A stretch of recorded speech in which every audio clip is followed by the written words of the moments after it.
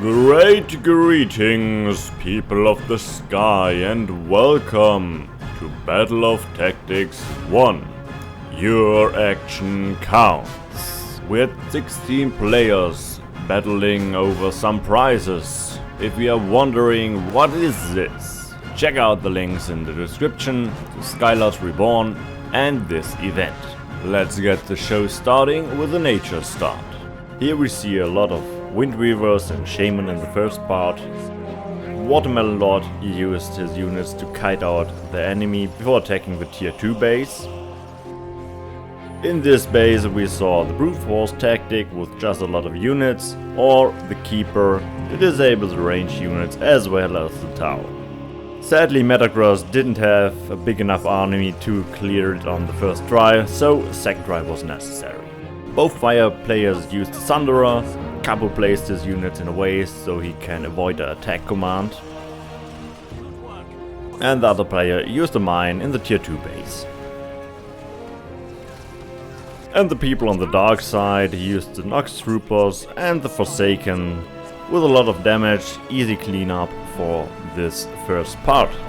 And last but not least, the Frost players used a lot of Master Archers, but also mixed in the Frost Mage and the Imperials, and 2-player used an Ice Barrier with an Home Soil in the tier 2 base. The same 2 players used the White Rangers on tier 2 to, let's say, cheese the map a bit. For most players now the waiting game begins to get enough energy and a big enough army for the next part of the map. Kodal did the waiting game before he got his tier 2, so he can directly start his attack into the base.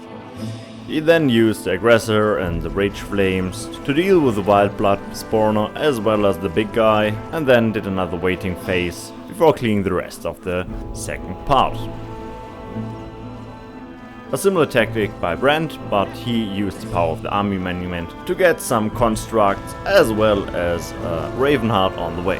Alex also ran around with the aggressors and had a very close call with Rogan Kale, and then attacking the Wild Blood spawner used mind control to get the big guy on his side. We saw 2 players using the Night Guard to get the Wild Blood on their side, and other 2 players did the same with the Parasite Swarm. And with the Wild Bloods, the player cleaned the rest of this phase or used the army monument to get some constructs to help. Dachi took a very close tier 3 orb and lost it some seconds later, and then decided to clean the kitchen and waited around a half an hour before he spawned in some constructs and cleared the rest of this part of the map. Arabica used the Lost Jades with Viridia while collecting energy before attacking with the Lost Spirit Ships.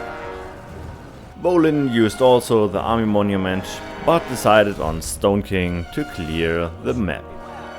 3 players decided on first dealing with the spawners and then doing the final attack on this part of the map, quite close for Corcula. The clearing was done with the Northern Keep for the Frost player, or some self-summoned Wild Bloods by Watermelon Lord, and Metacross switched to Pure Nature to get some deep ones. Capo used a lot of Firebirds to clear his tier 3, and with the army monument the rest of the map was an easy going.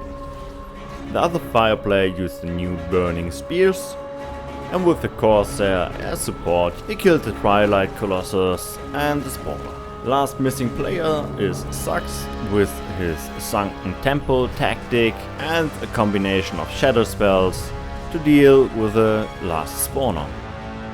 Brand and Codebodal decided on attacking the third part of the map and not doing the defend. Sadly, Codebodal had a bad timing on the tier 4 Spawner.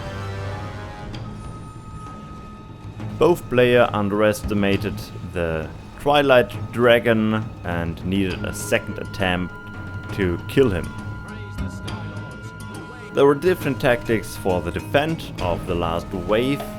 We had the flying units, even with Plague as some support. Team Tower, the Frost player used also the Army Ritual. the guys who already had the constructs on the field and used some additional units to deal with the flying enemies. We see a lot of magma hurlers by Watermelon Lord. ITAB and Metacross used the Razor Leaf to fend off the attack. Sadly for Metacross, it wasn't enough for the dragon and he had to respawn, and just in time before Rogan died. And the rest of the player used brute force to deal with the attack. It's nice to see some units like the Void Maw, the John or the Forest Elder. On Expert, if you are not using a quick kill, you can't ignore the spirits when you're dealing with the boss. Brand sadly learned this the hard way. A lot of players use the flying ships to deal with the boss as well as the spirits. It's quite nice to have a multi-attacking unit. Of course, the Frost player used the battleships. The other player used the Ravenheart, which is a quite nice pick because it's an XL counter. Arabica is still using his Lost Spirit ships. Another tactic was to use dragons, like the Fire Dragons. They deal splash damage and hit the boss as well as the spirits. But also the Nature Dragons with some ground support for more damage. The Void Maul is still a good choice here, it's an XL counter. And the Stone King players used just a lot of units and the Gemini to deal with the spirits before they reach the boss. ITAB used the ability of the Fallen Sky Elf with the Nakia Fury, the special shot of that unit, in combination with the Unholy Hero. And Sux also used the Fallen Sky Elf, the Unholy Hero, but this time on the Bloodhorn and the ability of the Bloodhorn. With 5 hits, the boss went down. And this concludes some of the tactics we saw in this event. I hope you all had as much fun as I, and I hope I see you in the next event. Till then.